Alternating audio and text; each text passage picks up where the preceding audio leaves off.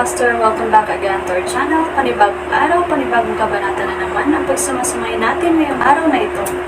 At kung bago ka sa ating channel, pag-click ang subscribe button and hit the notification bell para updated kayo sa ating mga susunod na videos. So mga Master, bago natin simulan ang ating kabanata ngayong araw na ito, huwag po sana natin skip yung ads mga Master, no, dahil malaking bagay na po yan sa ating munting channel.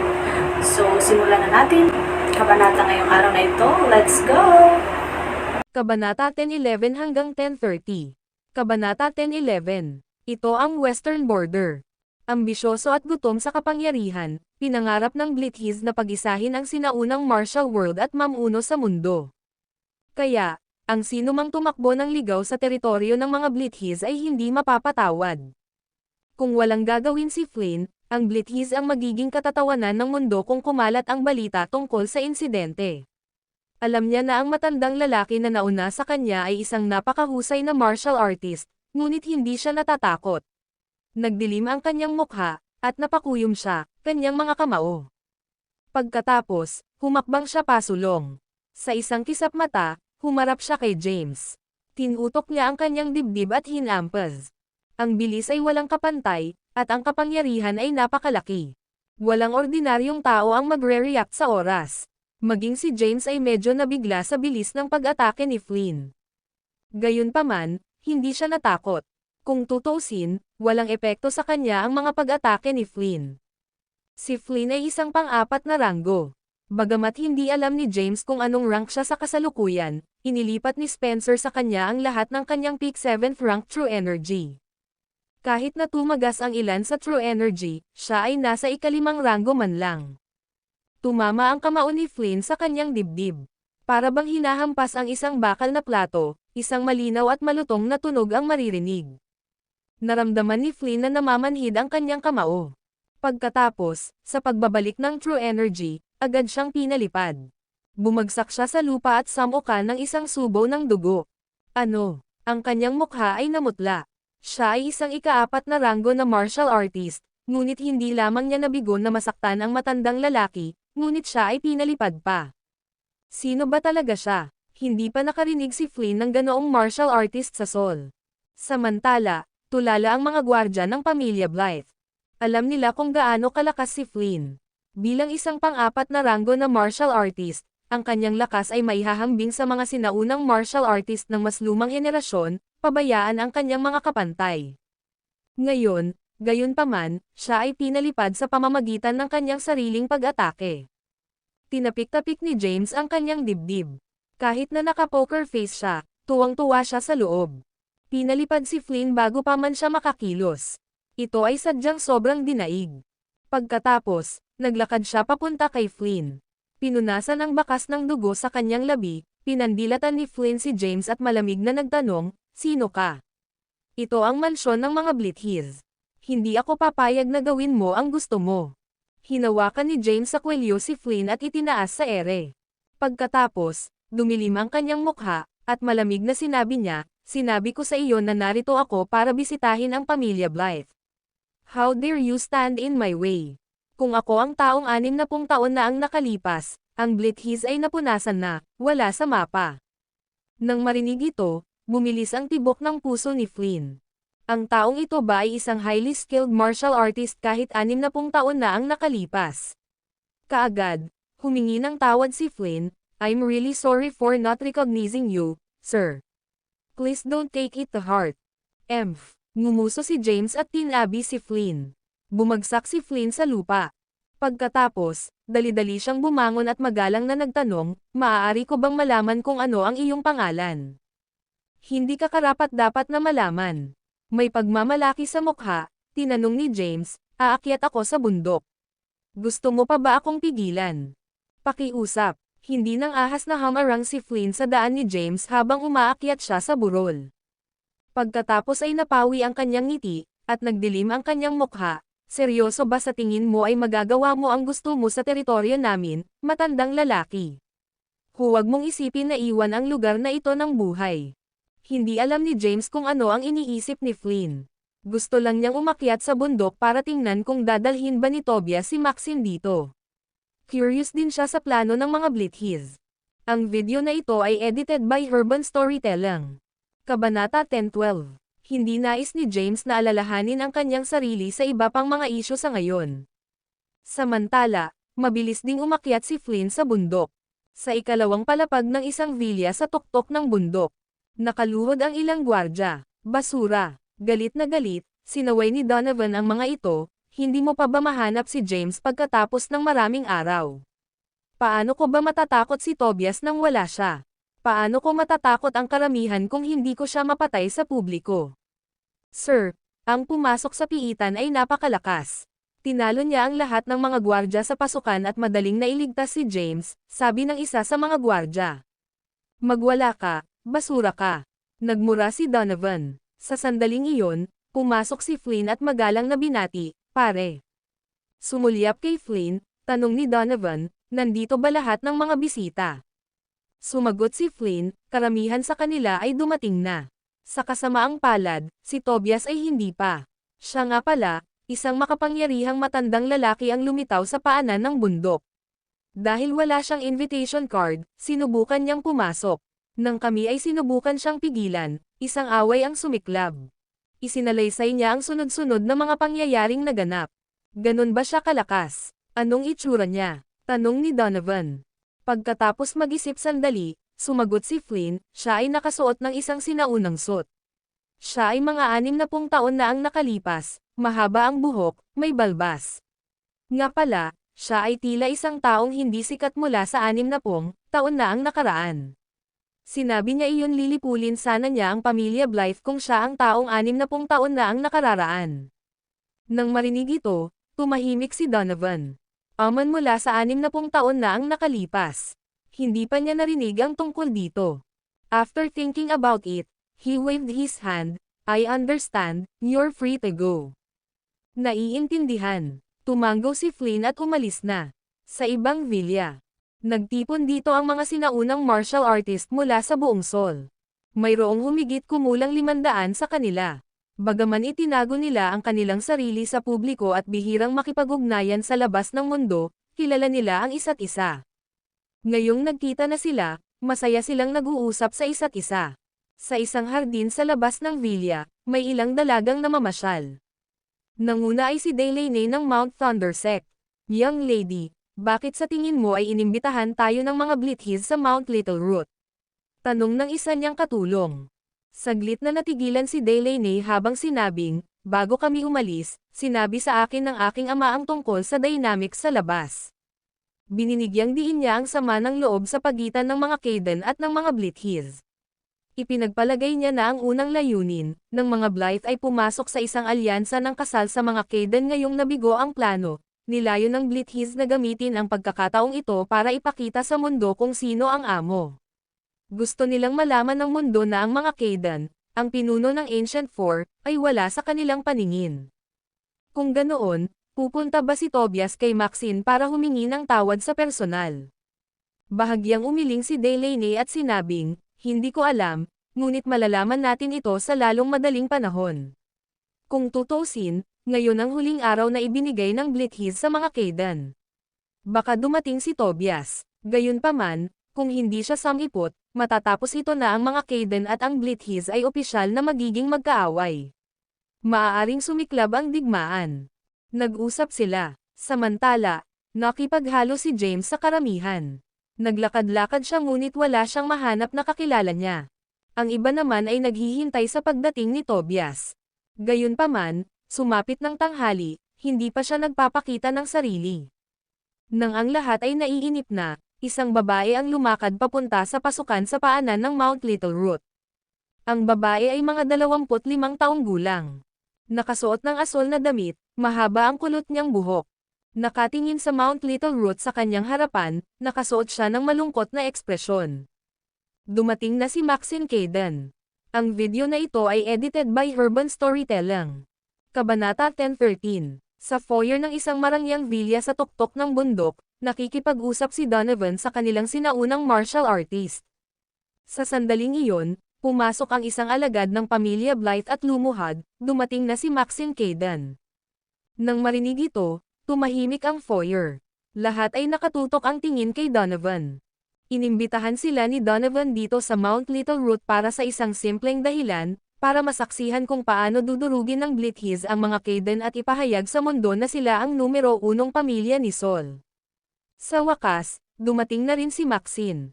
Magsisimula na ba ang palabas? Hindi ba natatakot ang mga Kaden sa lakas ng pamilya Blythe? Si Maxine ba mag-isa dito? Nasaan si Tobias? Nagbulungan ang karamihan. Nakangiting tanong ni Donovan, mag-isa ba si Maxine? Oo, nasaan si Tobias? Wala na siyang makikita. Nang marinig ito, napawi ang ngiti ni Donovan. Pagkatapos, dumilim ang mukha niya, at lumabas siya ng villa. Sumunod naman malapit sa likuran ang iba. Ilang daang tao ang nagtipon sa labas. Mula sa malayo, isang babae ang lumakad papunta sa kanila, she was in the limelight.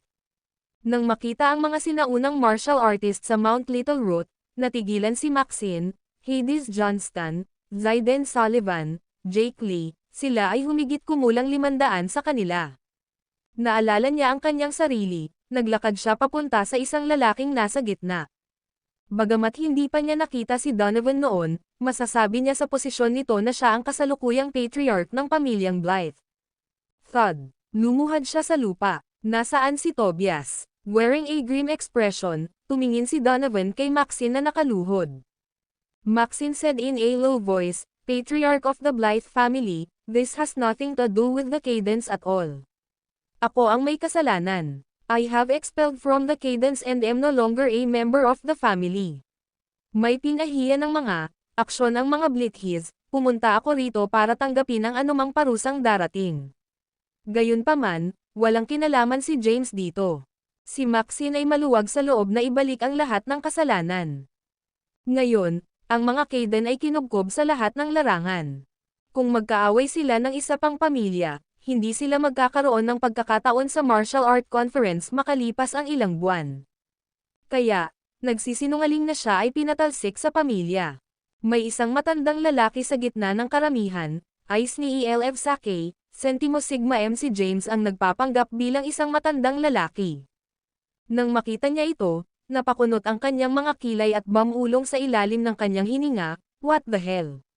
Bakit wala si Tobias dito? Bakit siya mag-isa dito? Gayunpaman, hindi siya kumilos ng padalos-dalos. Na-curious siya kung ano ang balak gawin ng mga Blithies. Naglakas loob kang pumuntang mag-isa. Dumilim ang mukha ni Donovan, at sinipa niya si Maxine ng napakalakas.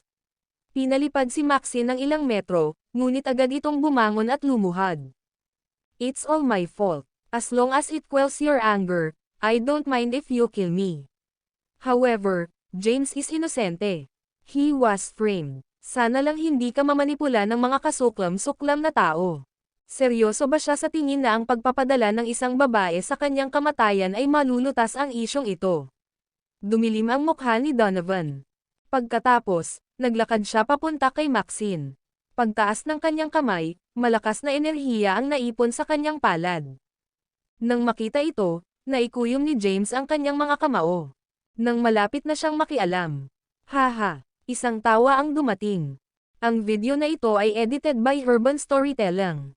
Kabanata 10:14. Whoosh! Isang figure ang tumalon sa hangin at tuloy-tuloy na dumapo sa lupa. Nang makita ang hitsura ng lalaki, lahat ay nakaramdam ng panginginig sa kanilang gulugad. Lahat sila ay walang kamalay-malay na napaatras ng ilang hakbang. Tobias, dumating siya. Hindi ba sinabi ni Maxine na natiwalag na siya sa pamilya? Bakit sasama pa si Tobias? Manood tayo ng palabas. Ang mga sinaunang martial artist ay may suot na pilyong ngisi sa kanilang mga mukha. Si Tobias ay nakasuot ng itim na damit na may mahabang espada sa likod. Nakatayo ng humigit kumulang 10 metro ang layo mula kay Maxine, tumingin siya kay Donovan. Si James, na nagtago sa sarili, ay pinakawalan ang kanyang nakakuyom na mga kamao nang makita si Tobias. Pagkatapos, pinagmasdan niya ang sitwasyon. Sa wakas nandito ka na, Tobias. Inalis ni Donovan ang tunay na enerhiya sa kanyang palad at tumingin kay Tobias.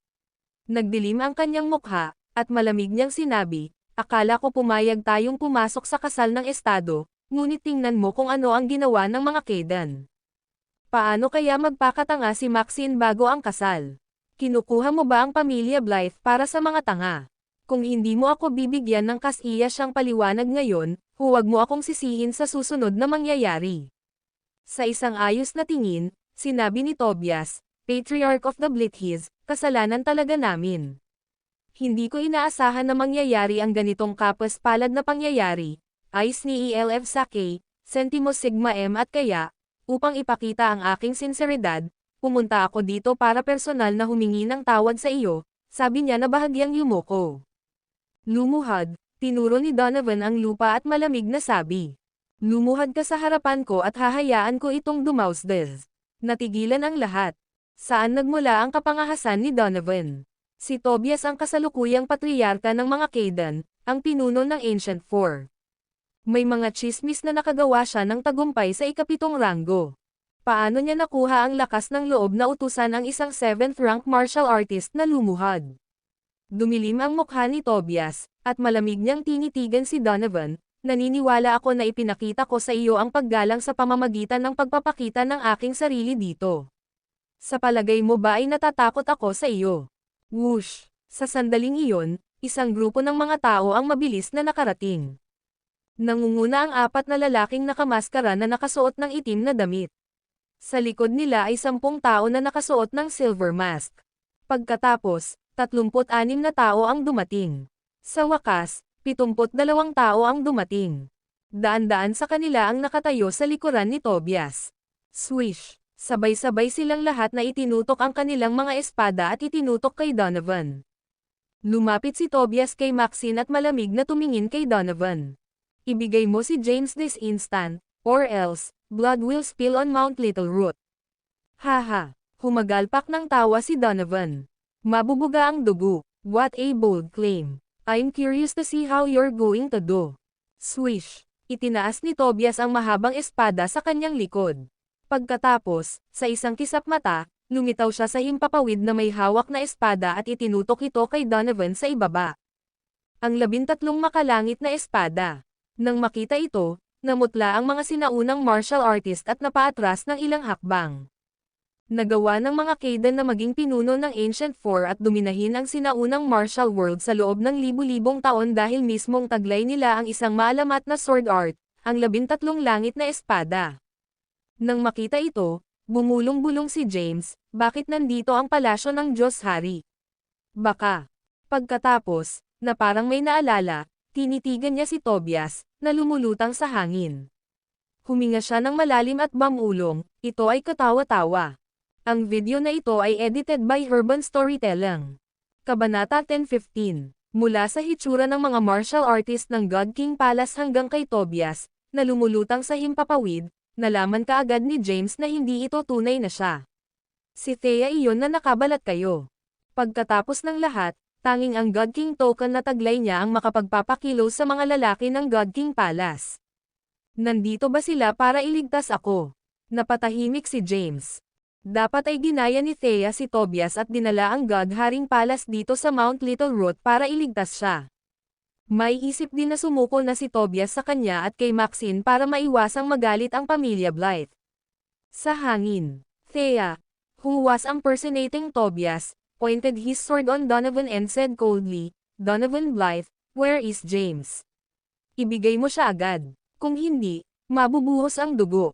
Patayin. Sa ibaba, ang 4 na tagapagtanggol, ang 10 elder, ang 37 bituin, at ang 72 demonyo ay sabay-sabay na sumigaw. Ito ay isang nakakabinging sigaw, at ang mga tao ay walang kamalay-malay na napaatras ng ilang hakbang. Kinabahan si Thea. Ito ay isang huling paraan. Kung makompromiso si Donovan, maiiwasan ang digmaan, ayos ni ELF Sake, Centimo Sigma M gayunpaman, kung hindi niya gagawin, ang dugo ay damanak. Bagamat makapangyarihan ang palasyo ng Diyos Hari, ang kanilang hanay ay hindi kasing taas ng mga Blithiz. Kung sumiklab ang labanan, maaari silang matalo. Bukod doon, malalantad ang kanyang pagkakakilanlan. Sa oras na iyon, lalakas ang loob ng mga Blithiz. Hindi sila magdadalawang isip na lipulin siya, si Maxine, at ang lahat mula sa palasyo ng Diyos Hari. Kahit na siya ay labis na kinakabahan, ang kanyang mukha ay nanatiling composed. Dumilim ang mukha ni Donovan. Ang mga Blythe ay hindi natatakot sa isang away. Gayunpaman, kahit na maaari nilang talunin ang mga ito, sila ay magdurusa ng napakalaking pagkalugi. Anuman, sa napakaraming mga mata na nakatutok sa kanya, hindi siya maaaring kompromiso. Tobias, ipakita mo sa akin ang iyong 13 langit na espada. Lumakas ang boses ni Donovan. Naglabas ang kanyang katawan ng isang malakas na aura, na naging isang daloy ng enerhiya na bumubulusok sa paligid. Nataranta, napaatras ng ilang hakbang ang mga tao. Ang ilan na mas mahina ay nasa 1,000 metro na ang layo mula sa pinangyarihan. Ang digmaan ay nasa bingit ng sumiklab. Nang makita ito, alam ni Maxine na balak ng mga Blithiz na makipaglaban ng direkta. Ito ay isang bagay na nais niyang iwasan. Agad siyang tumayo at nagmakaawa, "Lolo, Patriarch ng Blithiz, itigil mo na ang pakikipag-away. Kasalanan ko ang lahat, mangyaring huwag sirain ang relasyon dahil lang sa akin. Kung mag-aaway kayo, both sides will suffer immense losses. Is this really worth it?" Napatingin si Maxine kina Tobias at Donovan. "Patriarch of the Blithiz, James and I were framed. Walang nangyayari sa pagitan namin. May isang taong may hidden agenda na nagsisikap na maghasik ng hidwaan sa pagitan ng dalawang pamilya, dahil sa takot na ang pinagsamang lakas namin ay makakaapekto sa darating na martial art conference sa ibang iilan, months. Mangyaring huwag mahulog sa kanilang mga panlilinlang. Ang iyong paglipat, Tobias." Hindi pinansin ang mga pakiusap ni Maxine, na ikuyong ni Donovan ang kanyang mga kamay at tumingin kay Tobias sa hangin. Tumulo ang pawis sa noo ni Thea. Isa lamang siyang third-rank martial artist na halos hindi natuto ng mga galaw ng 13 Heavenly Swords. Gusto lang niyang takutin ang mga Blithiz. Hindi niya inaasahan na mangyayari ito. Ano ang dapat kong gawin? Siya ay balisa. Ganoon din si Maxine. Gayunpaman, hindi niya gustong masangkot si Thea. Kung sumiklab ang digmaan, mapapahamak si Thea. Maging ang mga martial artist mula sa God King Palace ay mamamatay dito. Inaasahan ng lahat ang labanan sa pagitan ni Tobias at Donovan. Sino sa kanila ang lalabas na mananalo? Ang video na ito ay edited by Urban Storytelling. Kabanata 10:16. Alam ni James, na nagtatago sa karamihan, na malalantad si Thea kung hindi siya magpapakita. Kung mangyayari iyon, mawawalan ng kontrol ang mga bagay-bagay. Haha, nakakakilig. Isang tawa ang dumating. Napalingon ang lahat at nakita ang isang matandang lalaki na tumatawa. Humihihit ng sigarilyo, dahan-daang lumabas ang matandang lalaki mula sa karamihan at dumating sa gitna ng larangan ng digmaan. Pagkatapos, itinaas niya ang kanyang ulo at binaril si Tobias ng masamang tingin. "Tigilan mo na ang pagpapahiya sa iyong sarili, Tobias. Hindi mo pa nagagawang makabisado ang 13 langit na espada. Paano ka magkakaroon ng pagkakataon laban sa Blythe Fist of Abomination?" Sinabi ni Maxine kay Thea ang tungkol sa away ni Tobias sa isang martial artist mula sa pamilya Blythe. Nang makitang humakbang ang isang matandang lalaki, bumaba siya mula sa himpapawid at ibinalik ang kanyang espada sa kaluban nito. 20 taon na ang nakalilipas, nagkaroon ako ng karangalan na masaksihan ang kapangyarihan ng Blythe Fist of Abomination. Mula noon, sinubukan kong humanap ng mga paraan upang labanan ito ngunit hindi nagtagumpay. Maaari lamang subukan ni Thea na gayahin si Tobias hanggat maaari upang maiwasang malantad ang kanyang pagkakakilanlan. Narinig din ito ni Donovan. Pagkatapos ng lahat, ang kanyang ama ang nakipaglaban kay Tobias at tinalo siya 20 taon na ang nakararaan, ayos ni ELF Sake. Centimo Sigma M ipinagmamalaki ng kanyang ama ang 13 langit na espada at sinabing isa ito sa pinakamakapangyarihang martial arts sa mundo. Gayunpaman, si Tobias ay hindi pa ganap na nakabisado ito. O kung hindi, ang Blythe Fist of Abomination ay hindi magkakaroon ng pagkakataon laban dito. Ngayon, mas makapangyarihan siya kaysa sa kanyang ama 20 taon na ang nakararaan. Naabot na niya ang 9 na kamao ng Blythe Fist of Abomination, kaya hindi siya natakot kay Tobias. Hindi man niya kayang talunin, may iba pang martial artist ang Blithiz.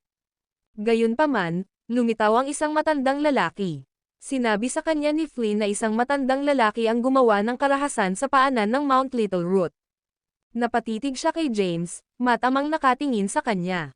60 taon na ang nakalilipas, hindi pa siya ipinapanganak, Kaya espesyal na pumunta siya sa closed-door meditation sanctuary sa likod ng bundok upang tanungin ang kanyang ama tungkol dito.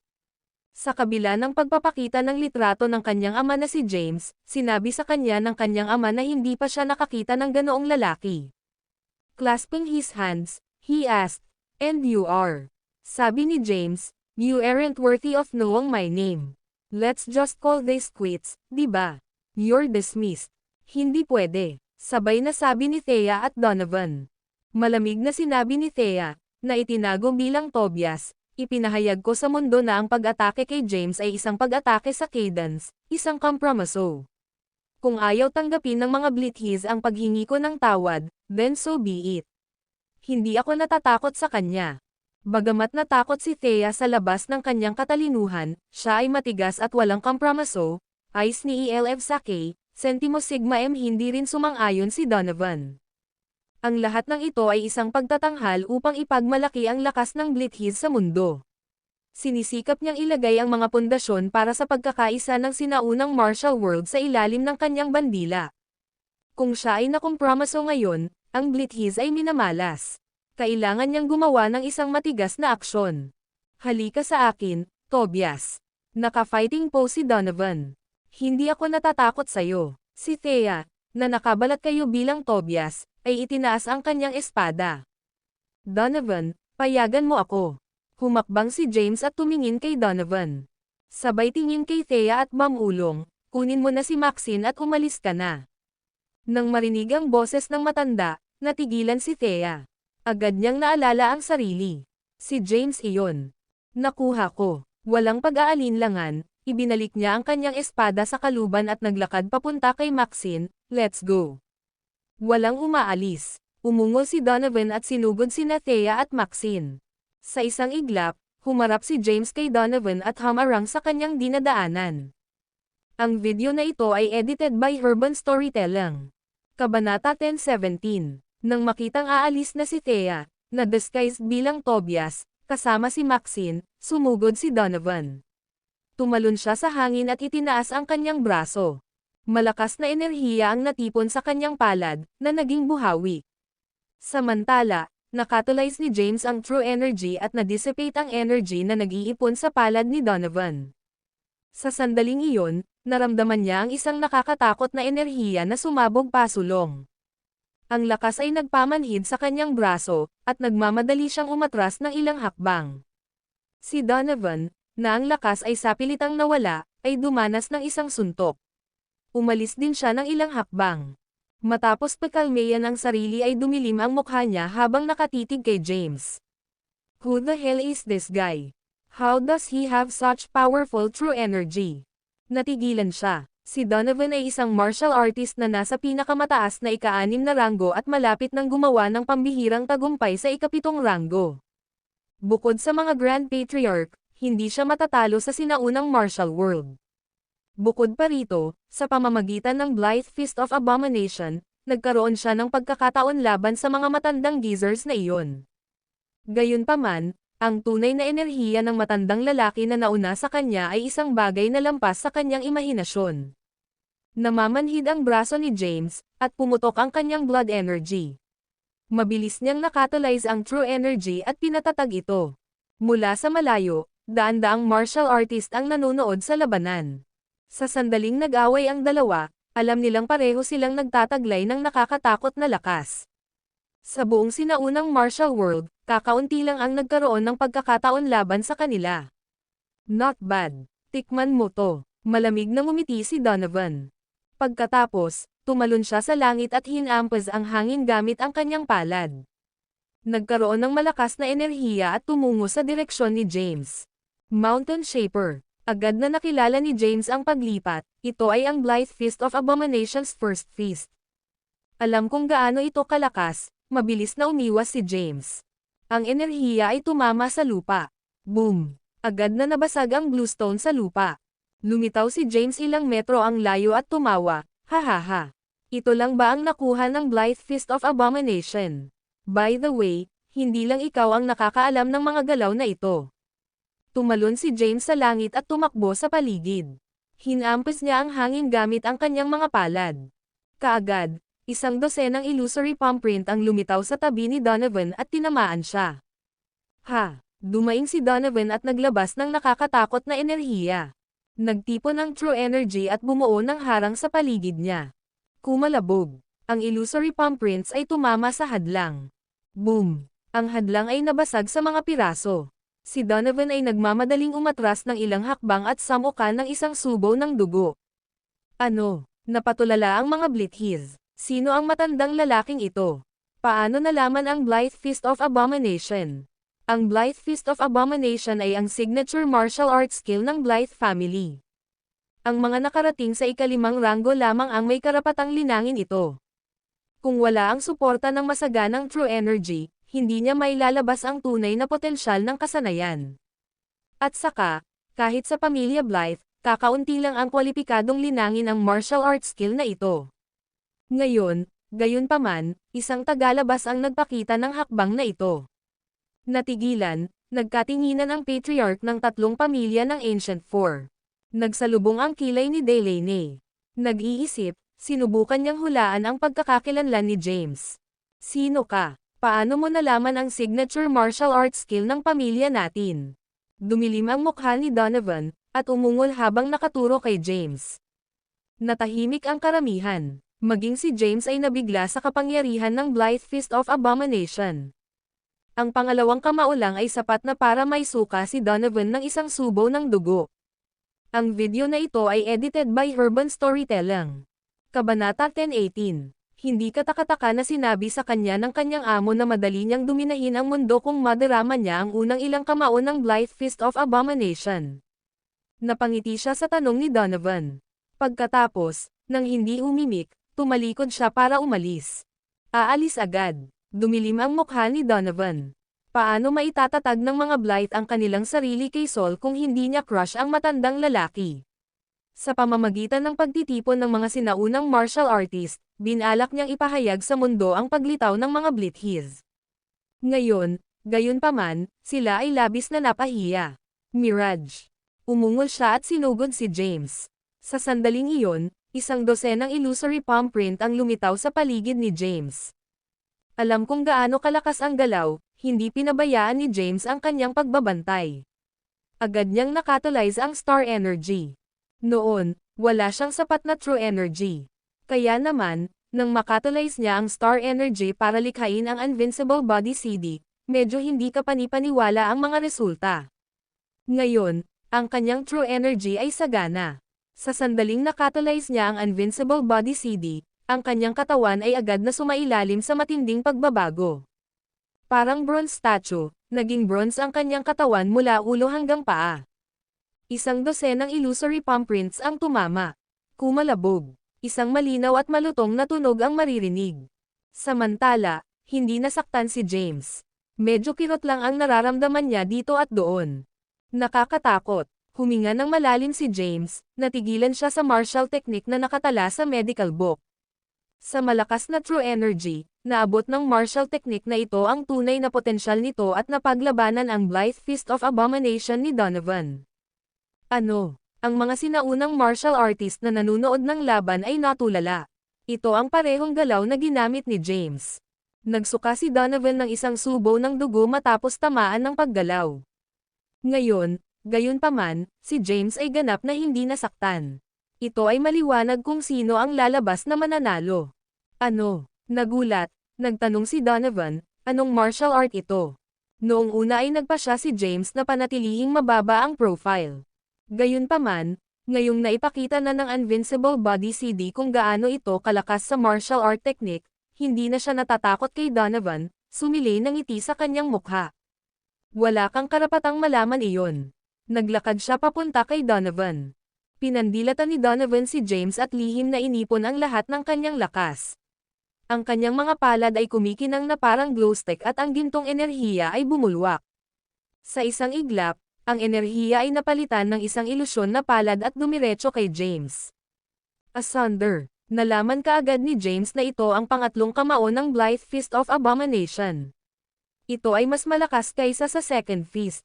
Gayunpaman, hindi siya natakot at pasimpleng naglakad patungo kay Donovan.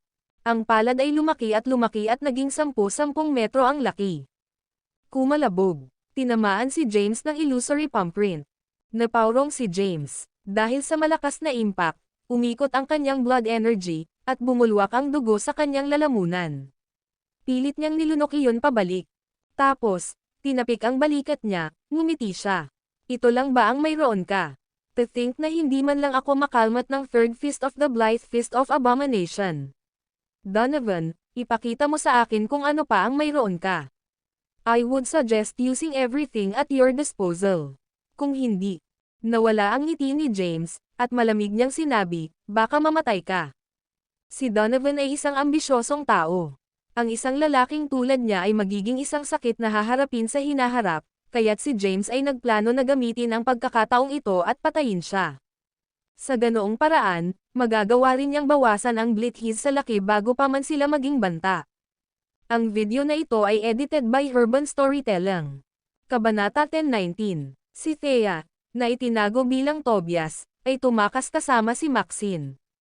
Maya-maya, napatigil si Maxine sa kanyang kinatatayuan. Pagtingin kay Thea, sabi niya, "You should go, Thea. I'll stay and think of a way to save James." Sabi ni Thea, nakatakas na si James. Siya yung matandang yun kanina. Ano? Totoo ba yun? Bulalas ni Maxine. Yup. I could tell from his voice, we should leave now. Kung ganoon, hindi ko maiiwan si James. Thea, you should retreat with the martial artists of the God King Palace, sabi ni Maxine bago siya tumakbo pabalik. What the hell? Kumunat ang noo ni Thea. Nang makitang tumatakbo si Maxine pabalik sa kung saan sila tumakas, inutusan ni Thea ang kanyang mga nasasakupan ng God King Palace, retreat. Understood, sabay nilang sabi. Ang mga martial artist ng God King Palace ay mabilis na umatras. Samantala, hinabol naman ni Thea si Maxine. Pagbalik sa tuktok ng bundok, nakita ng dalawa si James, na nakabalat kayo bilang isang matanda, na nakikipaglaban kay Donovan. Nakita nila kung paano pinalo ni James si Donovan. Hindi lamang iyon, ang mga pag-atake ni Donovan ay hindi man lang makamo sa invincible body ni James na CD. Natulala sila. Makalipas ang ilang oras, naalala ni Maxine ang sarili at tumingin kay Thea. Anong nangyayari? Paano naging ganito kalakas ang true energy ni James? Kahit si Donovan ay wala ng pagkakataon laban sa kanya. This is a peak 6th rank martial artist we're talking about. Ice ni ELF Sake, Sentimo Sigma M. Thea shrugged. Hindi ko rin alam. I'm curious to know to. How did he manage to become this powerful in just a few short days? Naglakad si James patungo kay Donovan. Napagpasyahan niyang lipulin ang ambisyosong ito at gutom sa kapangyarihan. May isa pang tao na nagtatago sa gitna ng karamihan. Ang lalaking iyon ay si Thomas. Siya ang unang pumunta dito para iligtas si James. Gayunpaman, nang masaksihan ang eksenang ito, naging malungkot ang kanyang ekspresyon at napabuntong hininga siya. Ano ang nangyari sa kanya? Paano naging ganito kalakas ang kanyang true energy sa loob lamang ng ilang maikling araw? Si Donovan ay isang 6th rank martial artist. With his Blythe Fist of Abomination, baka matalo pa niya ang isang 7th rank martial artist. Natarante si Thomas. Hindi niya maisip kung paano nagtagumpay si James na lumago ng ganito kabilis. Samantala, matamang pinagmamasdan ng mga tao si James, sinusubukang alamin ang kanyang pagkakakilanlan. Nagtataka sila kung paanong hindi pa nila narinig ang isang makapangyarihang martial artist sa Sol noon. Haha, pagtingin kay James na papalapit, humagalpak ng tawa si Donovan. Seryoso ka ba sa tingin mo mapapatay mo ako? Tumalon-talon sa ere, sinugod niya si James. Sa isang kisap mata, humarap siya kay James at hinampos ng malakas ang balikat niya. Gayunpaman, bahagyang discomfort lang ang naramdaman ni James. Sa sandaling naglabas siya ng enerhiya, agad na pinalipad si Donovan. Puff! Napangisi si James. Naging madilim ang ekspresyon ni Donovan. Muli, ginamit niya ang Blythe Fist of Abomination. Ang ika-4 na kamao. Ang ika-5 kamao. Ang bawat isa ay mas malakas kaysa sa nauna. Gayunpaman, nanatiling hindi nasaktan si James. Ang pagtatanggol sa Invincible Body CD ay sadyang nakakatakot. Kahit na ang makapangyarihang Blythe Fist of Abomination ay hindi man lang makagawa ng isang scratch. Mamatay ka, Donovan. Sigaw ni James. Pumutok ang malakas na enerhiya, at sinugod niya si Donovan. Ang kasalukuyang true energy ni James ay halos katumbas ng kay Donovan. Matapos tamaan ng mga kamao ni Donovan, nagkaroon na ng internal injury si James. Ang video na ito ay edited by Urban Storytelling. Kabanata 10:20. Matatalo siya kung magpapatuloy ang labanan. Gayunpaman, nawala ang lahat ng espiritu ng pakikipaglaban ni Donovan. Nang makitang papalapit sa kanya si James, namutla ang mukha niya, at napaatras siya. Iligtas mo ako, Grand Patriarch. Ang kanyang sigaw ay umalangaw-ngaw sa buong Mount Little Root habang nagsimulang tumawag si Donovan para sa tulong.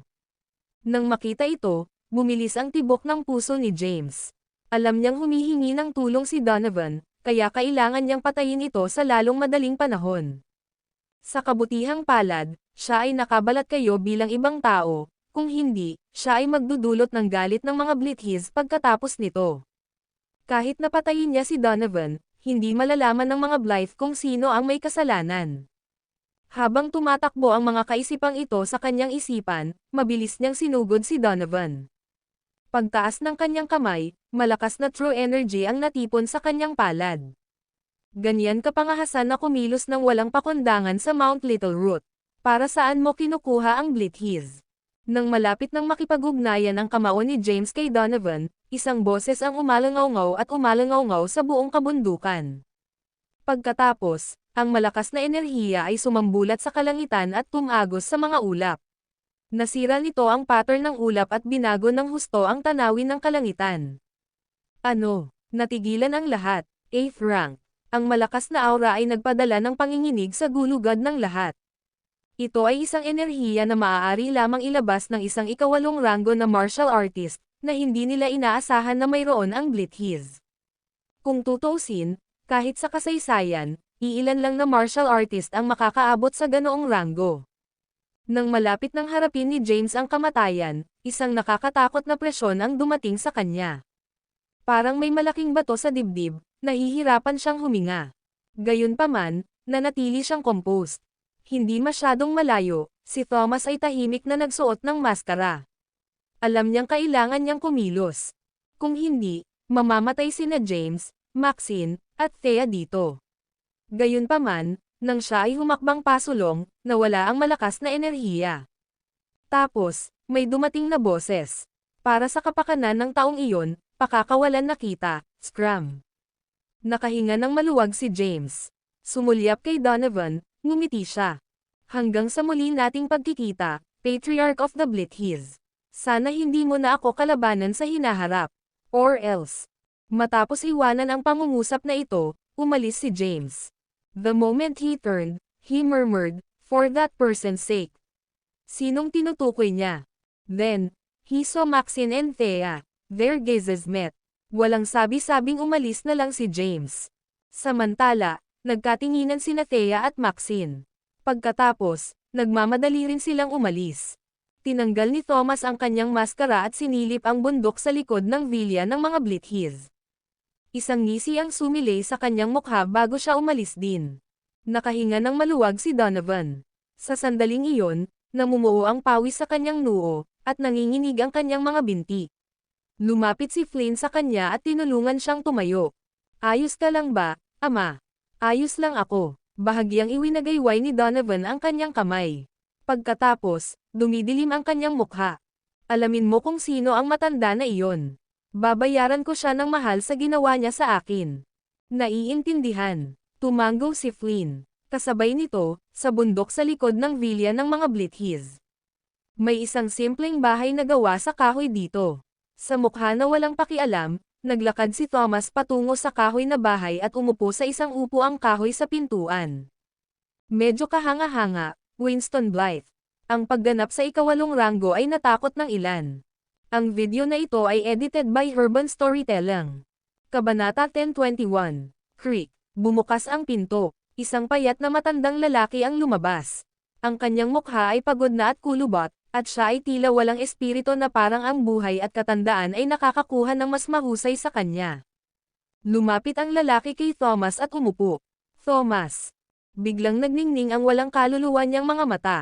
Tinitigan ng mabuti ang matanda, ngumiti si Thomas. Winston, isipin na nakagawa ka ng isang pambihirang tagumpay sa ika-8 ranggo bago ang iyong kamatayan. Binabati kita, mabubuhay ka ng ilang dekada o higit pa. Napabuntong hininga si Winston. At long last, I was in closed-door meditation for so long.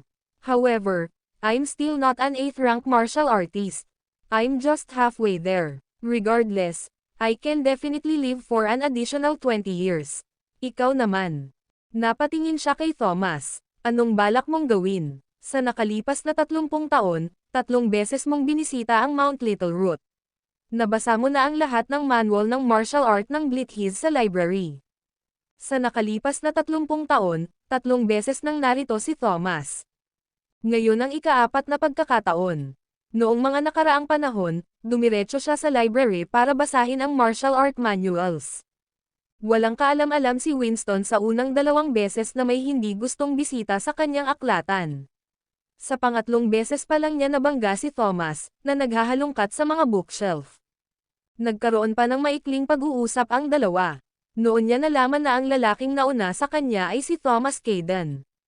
Matapos malaman ang kanyang pagkakakilanlan, agad na ipinadala ni Winston ang kanyang mga tauhan upang imbestigahan at malaman ang tungkol sa pag-aaway ng mga Caden 30 taon na ang nakalilipas. Gayunpaman, hanggang ngayon, hindi niya maintindihan kung ano ang hinahanap ni Thomas. Are you trying to find a way to reach the 9th rank? Napatitig siya kay Thomas. Napangiti si Thomas na walang ni isang salita. Pagkatapos, tumayo siya at sinabing, 2 buwan na ang martial art conference at sana ay makita na kita roon. Kung tutusin, hindi naman araw-araw na nakakasalubong mo ang isang 8th rank martial artist. Sana hindi ka mabibigo, ako. Pagkatapos ay umalis na siya, eyes ni ELF Sake, Sentimo Sigma M hindi makapaniwala ang bilis niya. Sa isang kisap mata, nasa paanan na siya ng bundok. Si Winston, samantala, ay may suot na malungkot na ekspresyon. Hindi niya alam ang tunay na lakas ni Thomas. Gayunpaman, sa paghusga sa kung paano nakalusot si Thomas sa mansyon ng mga Blithiz nang hindi napansin ng 2 beses, inakala niya na ang lakas ni Thomas ay higit sa kanya. Siya ay dapat na isang ika-8 ranggo martial artist. Kung gaano kalapit si Thomas sa ika-9 na ranggo, hindi siya sigurado. Ngayon, inimbitahan ng Blithiz ang mga martial artist mula sa buong mundo na magtipon sa Mount Little Root sa pagtatangkang ipagmalaki ang kadakilaan ng pamilya. Nais nilang malaman ng mundo na hindi sila natatakot sa mga Caden. Bagamat may isang hindi inaasahang pangyayari sa daan, kung saan lumitaw ang isang misteryosong matandang lalaki at binugbog si Donovan Blythe hanggang sa isang pulpol, nagawa ng Grand Patriarch ng Blithiz na nakawin ang limelight sa pamamagitan ng pagpapakita ng makapangyarihang kapangyarihan ng isang ika-8 ranggo na martial artist. Nagulat ang lahat, bagamat natalo si Donovan, ang lakas ng Blithiz ay nagulat sa mga tao. Para sa kanila, ang Blithiz ang numero 1 pamilya ni Sol. Kung tutuusin, kahit sa mga talaang pangkasaysayan, kakaunti lang ang umabot sa ika-8 ranggo. Samantala, umalis na sina James, Maxine, at Thea. Ang iba pang mga martial artist ay nanatili sa Mount Little Root at nagsimulang humingi ng pabor sa mga Blithiz. Maging ang mga Johnston, Sullivans, at ang Liz, mga pamilya ng Ancient Four, ay nagpakita ng kilos ng mabuting kalooban. Handa silang makipag-alyansa sa mga Blithiz at durugan ang mga Caden sa Martial Art Conference na magaganap makalipas ang ilang buwan. Ang katotohanan na ang Blithiz ay may ika-8 ranggo na martial artist ay sapat na upang makuha ang pagkilala ng lahat ng martial artist. Nang ang lahat ay nag-building up sa Blithiz, tahimik na umalis si James. Pagkaalis ng Mount Little Root, tinawagan niya si Maxine. Bumalik ka sa Kensington. Babalik ako kaagad. Dahil teritoryo ito ng mga Blithiz, hindi nang ahas si James na makipagkita kina Maxine at Thea dito. Kung sila ay nakita ng mga Blithiz, ang mga bagay ay magiging komplikado. Bagamat hindi siya natatakot, kailangan niyang isaalang-alang ang kaligtasan ng kanyang mga mahal sa buhay. Ang mga Blithiz ay tiyak na may kakayahan at handang gumamit ng mga taktika na malikot. Sige, tumanggaw si Maxine at ibinaba ang telepono. Ang video na ito ay edited by Urban Storytelling. Kabanata 1022. Tinanong ni Thea, na itinago bilang Tobias, si James ba ang tumawag? Oo. Tumanggo si Maxine at sinabing, tinanong tayo ni James na bumalik kaagad sa Kensington. Darating siya doon. Siguradong nag-aalala siya na baka makita tayo ng mga Blithies, na tiyak na magpapalubha ng mga bagay-bagay. Kung ganoon, dapat na tayong umalis. Tumanggo si Thea. Sige, dumiretso sila sa airport. Samantala, nagtungo si James sa mga suburb. Matapos makahanap ng isang mapanglo na lugar, tinanggal niya ang maskara ng tao sa kanyang mukha. Pagkatapos, hinubad niya ang kanyang jacket at nagsuot ng vest bago bumalik sa lungsod. Bumili siya ng tiket sa eroplano papuntang Kensington. Kasabay nito, sa mansion ng Cadence sa capital. Nakaupo si Tobias sa isang lotus na posisyon sa isang cultivation room sa looban. Isang boses ang nanggaling sa labas. Patriarch, may balita mula sa Mount Little Root ng Western Border. Magsalita ka. Nakaupo sa isang lotus na posisyon, binuksan ni Tobias ang kanyang mga mata. Sumulte si Maxine sa Mount Little Root. Gayunpaman, may isang taong nagpapanggap sa iyo at humarap kay Donovan Blythe. Ginamit pa niya ang 13 Heavenly Swords. Gayunpaman, sa huli, walang nangyaring away sa pagitan nila. Isang hindi kilalang matandang lalaki ang biglang lumitaw at nakipaglaban kay Donovan. Gayunpaman, walang pagkakataon si Donovan laban sa matanda at napilitang magmakaawa para sa Grand Patriarch ng Blithies na iligtas siya. Pagkatapos, ang Grand Patriarch ng Blithies ay naglabas ng isang malakas na aura na nagpasindik sa mga martial artist na naruroon. Naabot na niya ngayon ang ika-8 ranggo. Isinalaysay ng lalaki sa tabi ng pinto ang sunod-sunod na pangyayari. May nagpanggap sa akin at nagtangkang iligtas si James. Isang misteryosong matandang lalaki ang nagpatalo kay Donovan. Ang mga Blithies ngayon ay may ika-8 ranggong martial artist. Ice ni ELF Sake, Sentimo Sigma M. Mabangis ang ekspresyon ni Tobias. Oo, I see. Na-dismiss ka. Naiintindihan. Umalis ang tao sa may pintuan. Samantala, si Tobias ay nakaupo sa sahig sa isang lotus position, nag-iisip. Sino ang nagpanggap sa akin? Walang marami sa sambahayan na naglilinang ng 13 langit na espada. Sino kaya ito? Sino ang matandang lalaki na lumaban kay Donovan Blythe? May 8th-rank martial artist ba talaga ang Blythe family? Bulong ni Tobias. Minamaliit niya ang kalubhaan ng sitwasyon.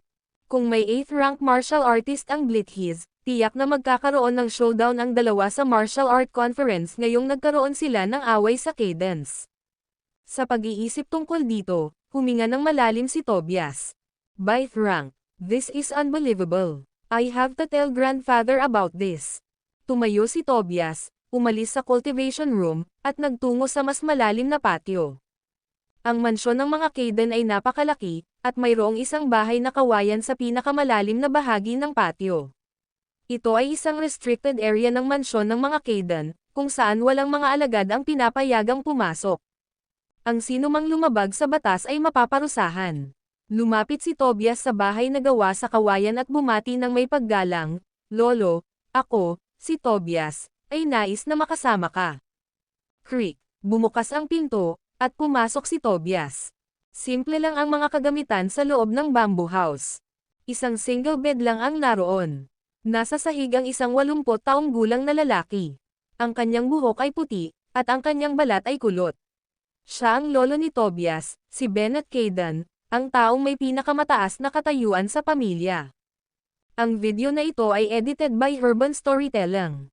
Kabanata 1023. Pumasok si Tobias. Tumingin siya sa isang matandang lalaki na nakaupo sa sahig na naka-lotus position at magalang na binati, "Lolo." Binuksan ng matandang lalaki ang kanyang mga mata. Tumanggo siya, tinanong niya, "May problema ba?" Ang nilalamang ito ay ibinigay ng N.O. Beldrama. Orb. "Lolo, ngayon lang ako nakatanggap ng balita na ang pamilya Blythe ay mayroon na ngayong 8th-rank martial artist." Nakaharap kay Bennett, ang individual na may pinakamataas na katayuan sa pamilya, nagsalita si Tobias sa isang magalang na tono sa kabila ng pagiging patriarch. "Oh, napukaw ang pagkamausisa ni Bennett. 8th rank." Nagpatuloy si Tapbayas, "Oo, tumpak ang aking mga pinagkukunan. Ang sitwasyon ay lalong nagiging masama sa atin. Ang iba pang 3 pamilya ng Ancient Four ay inakusahan ako ng pagnanakaw ng kanilang mga painting.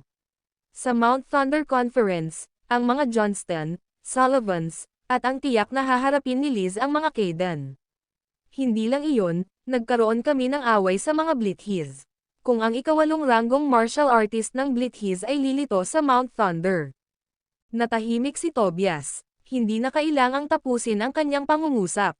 Alam na alam ni Bennett kung saan siya pupunta, tumayo siya at naglakad palabas ng bahay na kawayan. Sumunod si Tobias sa likuran. Sa labas, tumingin si Bennett sa maaliwalas na kalangitan at Bamulong, isang pang-8 ranggo na martial artist. Sino kaya iyon? Kahit na ang Blithiz ay nananatiling mababa ang profile sa lahat ng oras na ito, Bennett alam ang ilang insider impormasyon.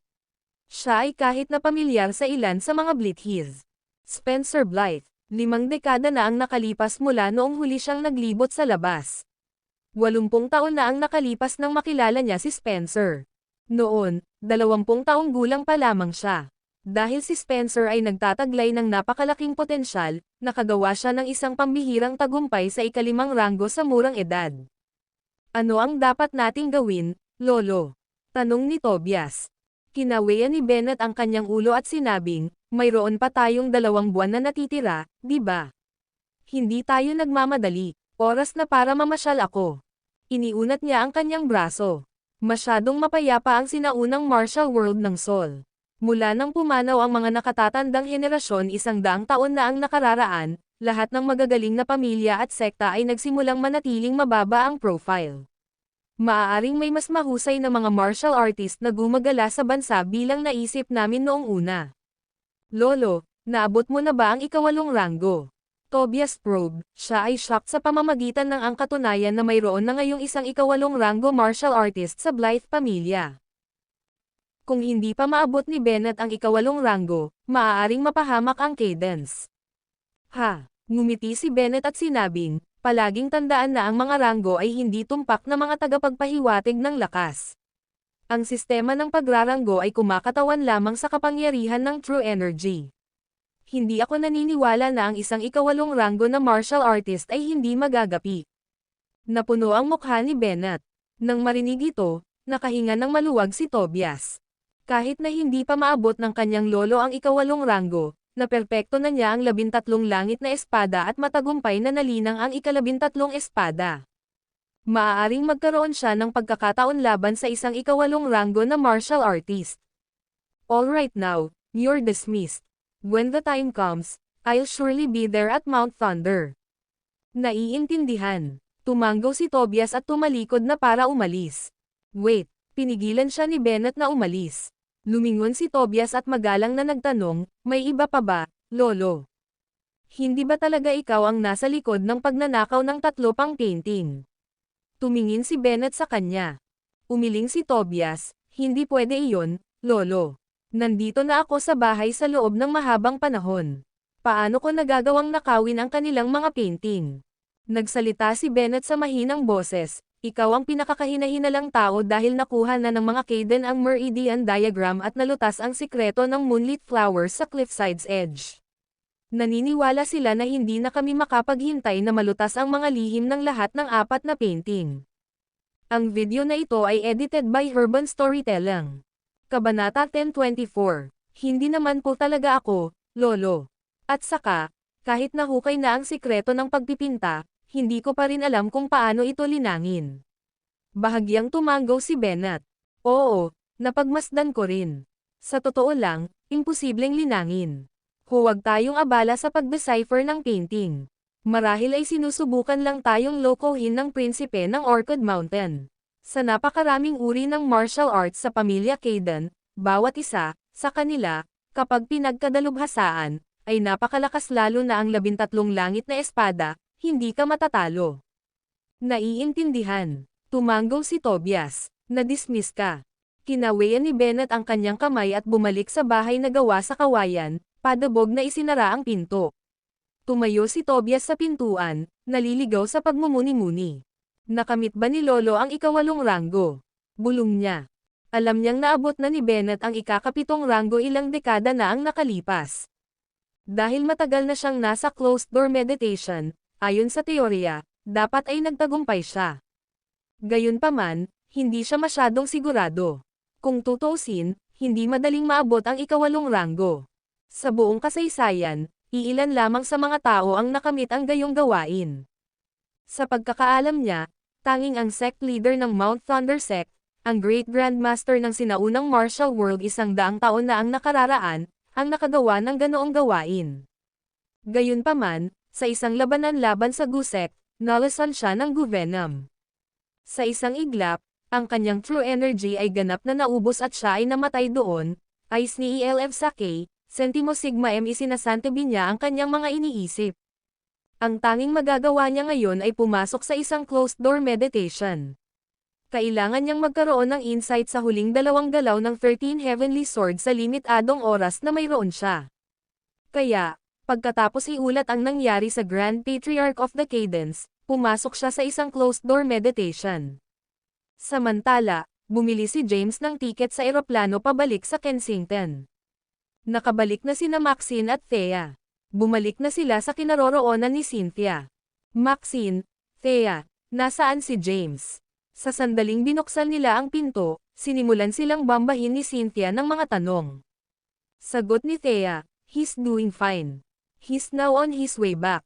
Tiningnan niya ang oras, 9 PM na. Pagkatapos ng maikling sandali, nagpatuloy siya, dapat ay nasa susunod na eroplano siya.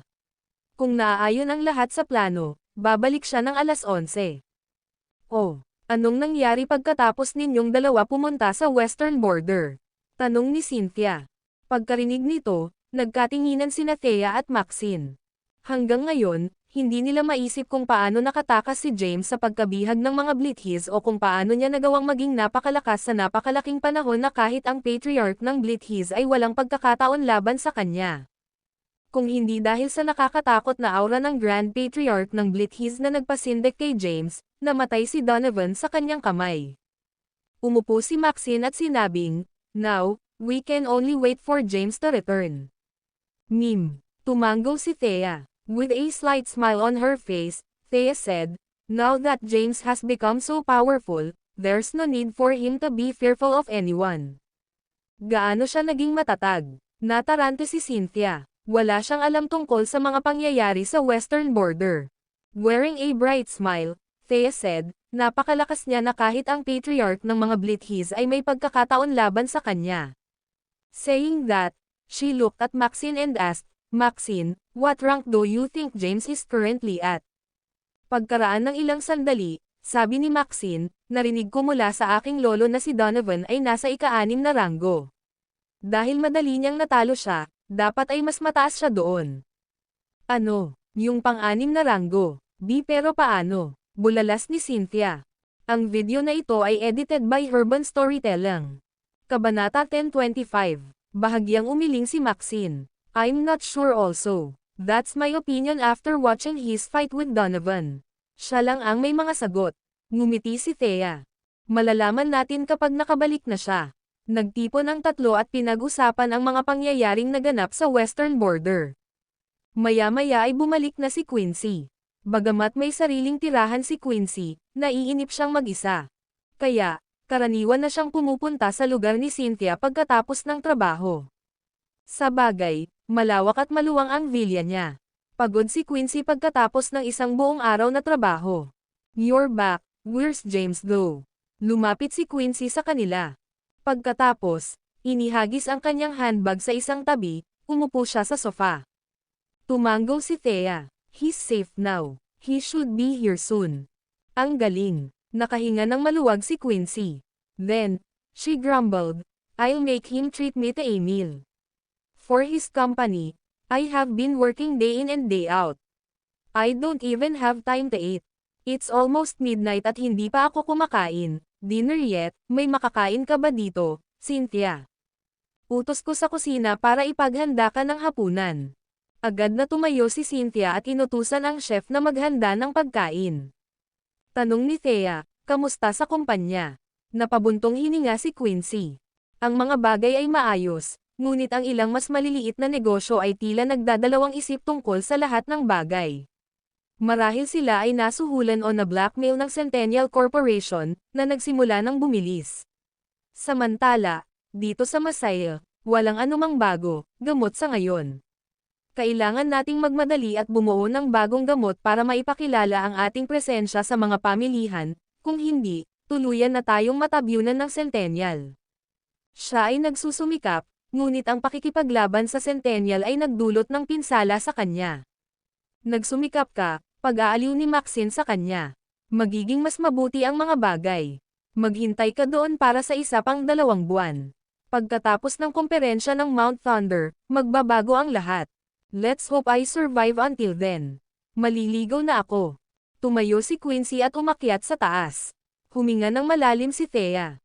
Tanong ni Maxine, anong problema, Thea? Bakit ka nagbubuntong hininga?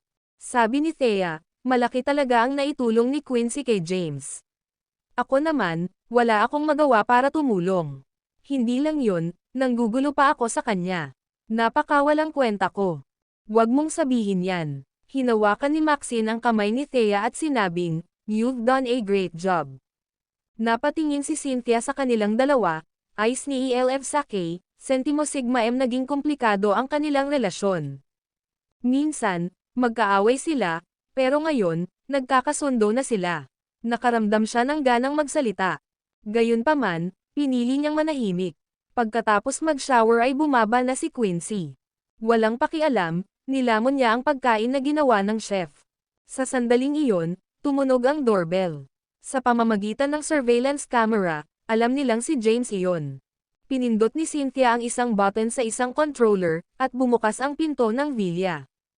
Pumasok si James. Pagpasok niya sa villa, tumayo ang lahat at tinitigan siya. Natigilan si James. Tapos, nagtatakang tanong niya, ano ba?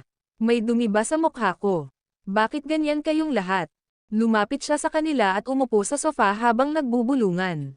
Tanong ni Maxine, sabihin mo sa amin kung ano ang nangyari, James. Paano mo nagawang maging napakalakas sa loob lamang ng ilang maikling araw? Kahit si Donovan ay hindi nakalaban sa iyo. At saka, paano mo nalaman ang Blythe Fist of Abomination? Hanggang ngayon, medyo tulala pa rin si James. Mapalad ako, sa palagay ko.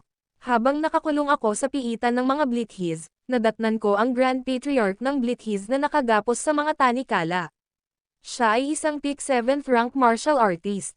Habang siya ay malapit nang matapos ang kanyang buhay, ibinigay niya sa akin ang lahat ng kanyang true energy. Isinalaysay ni James ang magkakasunod na pangyayari. Nang marinig ito, lahat ay natigilan. Ang video na ito ay edited by Urban Storytelling. Kabanata 10:26. Hindi pwede. Hindi sila makapaniwala sa swerte ni James. Maxine said with an envious look on her face, "You're certainly lucky, James. However, you only managed to with the potent true energy because you open up your meridian in advance." Tanong ni James, nga pala, bakit hindi nagpakita si Tobias?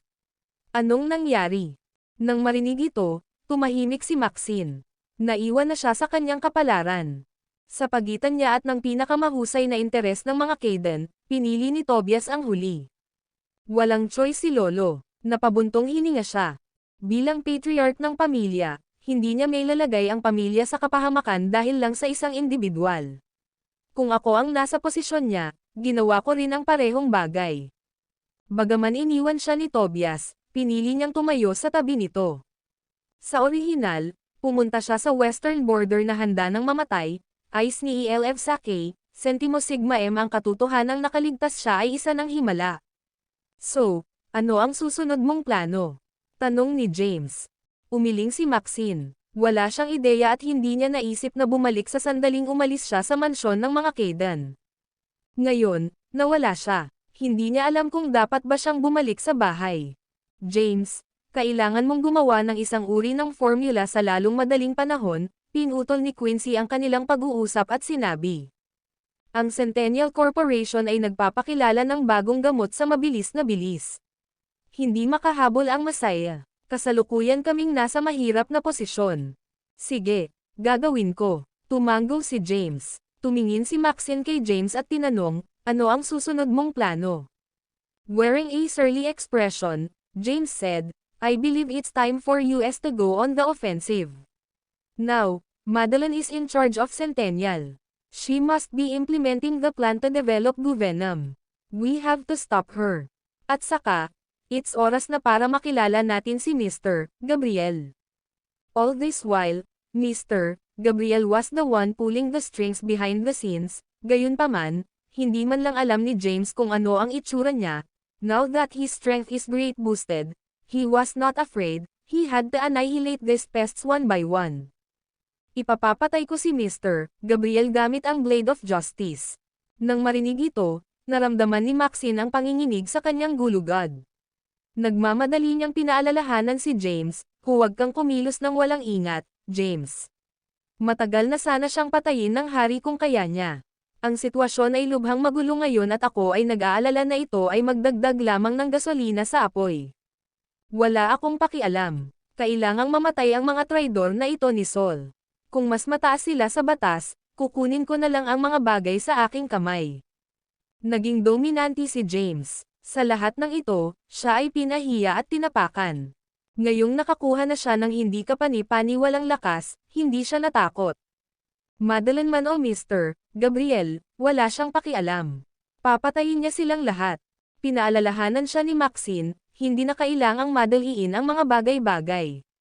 Sa tingin ko ang iyong pangunahing layunin ay dapat na palakasin ang iyong lakas para sa komperensya ng Mount Thunder. Kung magagawa mong maging Great Grandmaster, lahat ng martial artist ay susunod sa iyong bawat utos.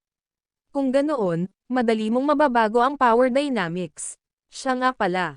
Tumingin siya kay James at nagtanong, nagagawa mo na ba ngayon ang true energy materialization? Natigilan si James. Pagkatapos, tinanong niya, ano iyon?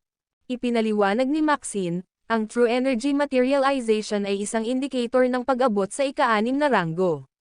Gaya ng ipinahihiwatig ng pangalan, ang true energy materialization ay nagbabago ng true energy sa isang bagay na nakikita. Ang video na ito ay edited by Urban Storytelling. Kabanata 1027. Maikling ipinakilala ni Maxine ang konsepto ng true energy materialization kay James. Ang true energy materialization ay ang proseso ng pagpapalabas ng true energy, pagkontrol dito, at pagbabago nito sa anumang hugis. Subukan mo, James. Hindi alam ni Maxine kung anong ranggo si James sa kasalukuyan, maging si James mismo. Iyon ay dahil walang nagpaliwanag sa kanya ng mga pagkakaiba sa pagitan ng mga ranggo. Alam niya lamang na sa pagbubukas ng kanyang mga meridian, nakagawa siya ng isang pambihirang tagumpay sa ika-5 ranggo. Pinaganya ni James ang true energy. Ang enerhiya ay dumaloy sa mga meridian sa kanyang braso at natipon sa kanyang palad. Pagkatapos, ang puting liwanag ay kumikinang mula rito, ngunit ang liwanag ay agad na nawala.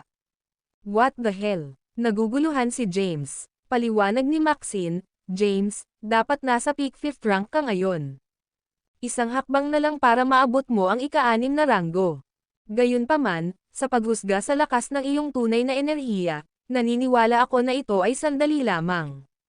Samantala, sa pakikipaglaban mo kay Donovan, nagawa mo lang siyang talunin dahil sa lakas ng true energy mo, na higit pa sa ika-6 na ranggo na martial artist, at sa suporta ng Invincible Body CD. I see, nasa peak 5th rank lang ako. Nadismaya si James. Kahit na naabsorb niya ang true energy ng isang peak 7th rank martial artist, naabot lang niya ang peak 5th rank. Napatawa si Maxine sa ekspresyon ni James.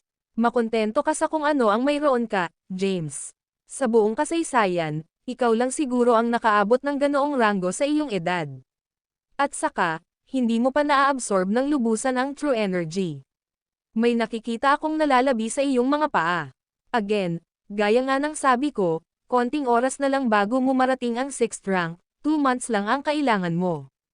Nang marinig iyon, sumilay ang ngisi sa mukha ni James. Patuloy ni Maxine, ang iyong true energy ay sapat na ngayon. Sa susunod, kailangan mong tumuon sa martial arts. Ang Blithi's Fist of Abomination ay napakalakas. Kahit si Lolo ay natatakot dito. Sa katunayan, mayroon siyang 2 layunin sa isip noong he decided to marry me off to the Blithi's. 1. Enter into a alliance with the Blithi's. 2. Steal the Blithi's Fist of Abomination. You have to work hard from now on. Talaga, tumango si James. Alam niya ang kapangyarihan ng Blitz Fist of Abomination. Kung kaya niyang makabisado ang ika-10 kamao, hindi siya matatalo. Napabuntong hininga si Cynthia at naiinggit na sinabi, nagawa ninyong linangin ang tunay na enerhiya, ngunit tingnan ninyo ako. Hindi ko ito kayang linangin kahit anong pilit ko. Napakawalang kwenta ko. Maxine consoled her, there's no need to rush things. It won't be easy cultivating true energy. After all, there would be grandmasters everywhere kung ganoon kasimple ang mga bagay. May kakayahan ka sa paglilinang, kaya naniniwala akong magagawa mo ito, kung magsisikap ka ng husto. Kapag nagawa mong linangin ang true energy, maaari mong linangin ang mga bulaklak na liwanag ng buwan sa cliffsides, kasama si James, which, tumingin si Maxine kay James at nagtanong, kumain ka na ba ng sacred fire fig? Umiling si James, hindi pa. Sinabi ni Maxine, dapat mong kainin ito sa lalong madaling panahon. Ang iyong true energy ay sapat na ngayon. Kung mako-convert mo sila sa true yang energy, ang kapangyarihan ng Blitz Fist of Abomination ay lubos na mapapalakas. Ma'am, tumango si James. Si Quincy na matamang nakikinig sa usapan ay humikab. Hindi man lang siya interesado sa martial arts. Tumayo siya at sinabing, pagod ako matapos ang isang buong araw na trabaho. May isa pa akong araw ng trabaho sa kumpanya bukas. Tumayo siya at umakyat sa taas. Pagod na rin ako. Babalik na ako sa kwarto ko. Tuloy na kayo. Tumayo si Cynthia at umakyat din. Hindi nagtagal, si Maxine, Thea, at James na lang ang natira. Ubo. Biglang umubo si Maxine. Tinakpan niya ang kanyang bibig ngunit samukan ng isang subo ng dugo, na nagmantsa sa kanyang mga palad. Ayos ka lang ba? Tanong ni Thea. Ang video na ito ay edited by Urban Storytelling. Kabanata 10:28. Tanong ni James, are you alright? Kailangan mo bang kunin ang pulso mo? Kinawayan ni Maxine ang kanyang kamay at sinabing, no need, I'm fine. I only need a few days to rest up. She looked at James and spoke in a gentle tone, James, balak kong bumalik sa kapital. Ang kapital. Kumunat ang noo ni James. Sumuko na si Tobias sa iyo. Maswerte kang nakaligtas dito. Kung hindi ko natanggap ang mana ng Grand Patriarch ng Blitz, patay ka na sana sa Mount Little Root. At ikaw. Nilinggan niya si Thea at sinaway, bakit ka ba kumilos ng walang ingat? Iyan ang Patriarch ng Blitz na pinag-uusapan natin. Isa siyang 6th rank martial artist. Madali kanyang napatay. Nag-alala ako sa'yo. It's also partly your fault for not telling US na nakatakas ka. I was worried sick, you know. I was curious to see if Tobias will come to rescue. Gusto ko ring makita kung ano ang ginagawa ng mga Blitz. Tumigil nga kayong dalawa dyan. Pinutol ni Maxine ang kanilang pag-uusap at sinabing, James, nag-alala talaga si Thea sa iyo. Para sa iyong kapakanan, ginawa niya ang lahat para magsanay ng martial arts. Nagawa pa niyang matutunan ang mga pangunahing kaalaman sa 13 Heavenly Swords. Binalak naming gamitin ang sword art para takutin si Donovan. Hindi namin naisip na hindi siya matatakot. Sa kabutihang palad, nakialam ka sa oras, o kung hindi. Kinilig si Maxine sa naisip. Napatingin si James kay Thea at sinabing, salamat. Tuwang-tuwa si Thea nang marinig ang mga salita ng pasasalamat ni James. Grabbing James's hand, she said with a determined face, I'm willing to do anything for you. Maxine had the good sense to stand up and say, I'm heading back to my room. Babalik ako sa kapital bukas ng umaga. Pagkaalis niya, si James at Thea na lang ang natira sa sala. Samando si James sa sofa. Darling, kailan tayo magpapakasal ulit? Napatingin si James sa babaeng katabi niya. Thea had undergone drastic changes, she was willing to end ship's hardships for his sake. Not now. After everything is over, we'll both retire and lead a easy life, sabi ni James sa malambing na boses. Pinag-isipan niya ito. Matapos maayos ang lahat at makoronahan ang bagong hari, magre-retiro na siya kasama si Thea. Para naman kay Quincy at Tiara. He sighed, it seemed he would be disappointing them. Nga pala, nasaan si Tiara? Napagtanto ni James na hindi niya nakita si Tiara kahit saan. Sinabi ni Thea, May nangyari sa kanyang sambahayan. Bumalik siya sa kabisera ilang araw na ang nakakaraan. Oh, anong nangyari? Natigilan si James. Umiling si Thea. Something about her Lola's life hanging by a thread. After receiving news about it, she hurried return. By the way, you should go visit the Youngbloods. You're a genius doctor, after all, not to mention that you have crucifer. Hanggat nabubuhay pa ang kanyang lola, dapat ay mailigtas mo ang kanyang buhay. Bumantong hininga siya, nakakaawa siyang babae. Bagamat 20 taong gulang pa lang siya. Napatingin si Thea kay James. All this while, she had been trying to think from James's perspective. She wanted James to be her. Gayunpaman, hindi niya nais na pabayaan din si Tiara. James, alam kong nasa isang bigkis ka ngayon. Gayunpaman, ang pag-ibig ay likas na makasarili. Hindi ako makakapagkompromiso. Kung gagawin ko, ako ang magiging pusong naduraj, never sleep away, wala akong pakialam sa kalalabasan, at least alam kong sinubukan ko. Nang marinig ito, napagtanto ni James na si Thea ay lumaki na, ngunit siya ay hindi nakagapos sa kanyang relasyon. Pinunasan niya ang kanyang mga templo. Nagmamadaling sabi ni Thea, I'm sorry to impose this on you. Bahagyang kinaway ni James ang kanyang kamay at sinabing, no need to apologize, in fact, I should be the one saying sorry. Ang video na ito ay edited by Urban Storytelling. Kabanata 1029. Kasalanan ko. Nagmamadaling sinabi ni Thea, kung hindi kita minamaltrato sa simula pa lang, hindi sana sinamantala ni Quincy ang pagkakataon at sinundan ka sa Southern Plains para alagaan ka kapag nasugatan ka. Hindi sana siya pumasok sa puso mo. In the first place, it was my fault, I failed as a wife. Sinisi ni Thea ang sarili, hindi niya makita ang pag-aalaga at pag-aalala ni James sa kanya. Minsan, hindi alam ng isa kung ano ang mayroon sila hanggang sa mawala ito. Darling, I'm not trying to blame you. Noon, inalagaan kanya ng walang hinihinging kapalit. Kung ako yon, nahulog na rin ako sa kanya. Pero, tinanggihan mo ang mga advances niya dahil ikaw pa rin. Ilagay mo ako sa iyong puso. Kaya, patuloy akong nagpapahiram sa iyo ng aking tulong sa pag-asang babalik ka sa akin. Naiinis si Thea. Mahinang sabi ni James, let's leave this for some other day. It's getting late and we should sleep. Bukas ng umaga, babalik ako sa capital kasama si Maxine. I'll try asking the king about Mr. Gabriel and visit Tiara while ay ako na. Ma'am, tumanggo si Thea. Nagtungo ang dalawa sa itaas. Gusto ni James na matulog mag-isa. Gayunpaman, persigido si Thea, kaya pumayag siya. Sa kwarto, nakaupo si James sa harap ng desk. Nagbabasa siya tungkol sa Star Energy at sa Invincible Body CD sa Medical Book Volume 2. Pagkatapos niyang maligo, lumabas si Thea ng banyo na nakatapis ng tuwalya. Niyakap niya si James mula sa likod at ibinaon ang ulo sa mga braso nito.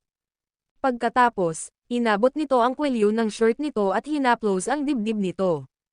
Darling, we've been married for so long. Let's make this relationship official, di ba? Thea gave James a flirtatious smile. She was ready to give herself to him. Besides, James was wavering. She had to do something to make James her. Lalaki naman si James. Hindi nakatiis sa panunokso ni Thea. Itinabi niya ang kanyang libro at sinabing, give me some time, Thea.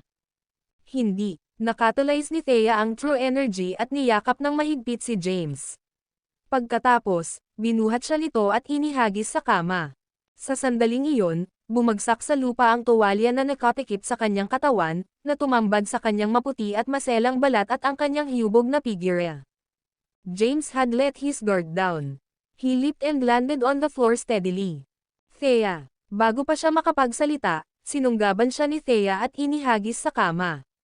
Pagkatapos, nagtagpo ang kanilang mga labi, malambot at basa.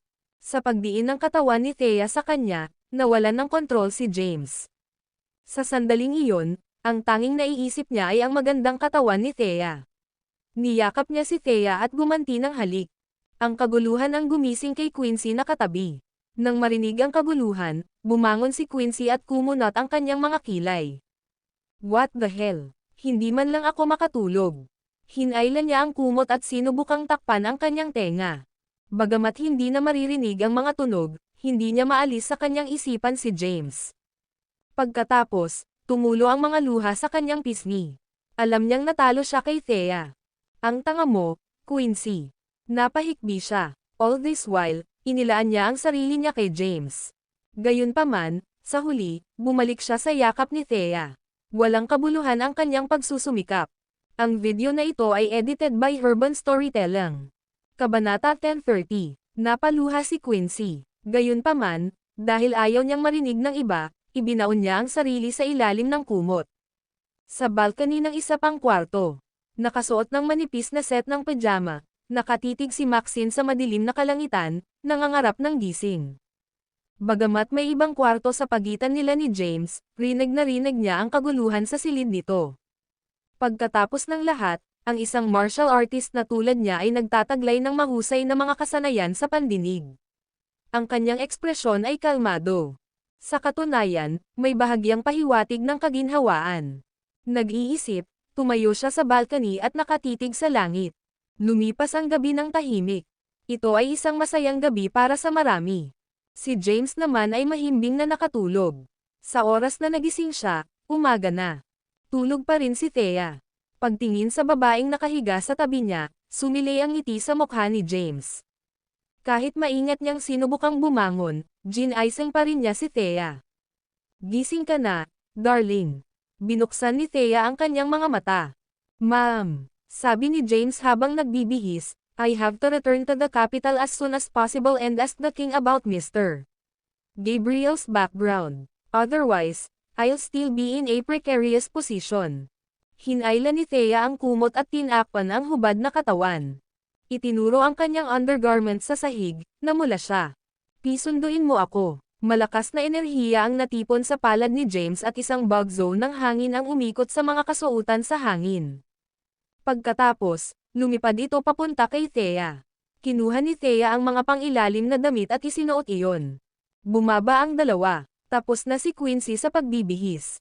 Naka-professional attire siya, nakasuot ng itim na palda na nakatali ang buhok na nakapusod at mukhang napaka-energetic. Nang mapansin sina James at Thea, saglit siyang natigilan bago binati, James, Thea, papunta na ako sa kumpanya ngayon. Pagkatapos, bago pa sila makapag-react, umalis na lang siya. Kumunat ang noo ni James at bamulong, may hindi tama kay Quincy. Nagkibit balikat si Thea. Kagabi, sinadya niyang umungol ng malakas para marinig ni Quincy ang kaguluhan. Gusto niyang ipahayag kay Quincy na kanya si James. Kahit alam niyang madudurog ang puso niya, wala siyang ibang pagpipilian. Baka busy siya sa trabaho, she said. James. Sa sandaling iyon, bumaba si Maxine sa hagdan at sinabing, nakabok na ako ng flight ticket papuntang capital, 10:00 ng umaga. Lumingon si James kay Maxine at sinabing, sabay na tayo. Nagkataon, pupunta rin ako sa capital. I'm visiting the king to get information about Mr. Gabriel. At saka, sabi ni Thea na grabe ang lola ni Tiara, may sakit, kaya titingnan ko kung ano ang magagawa ko para makatulong. Napatingin si Maxine kay Thea na nakahawak sa braso ni James at tumango. Ma'am, darling, sasamantalahin ko ang pagkakataon at babalik sa rehiyon ng militar.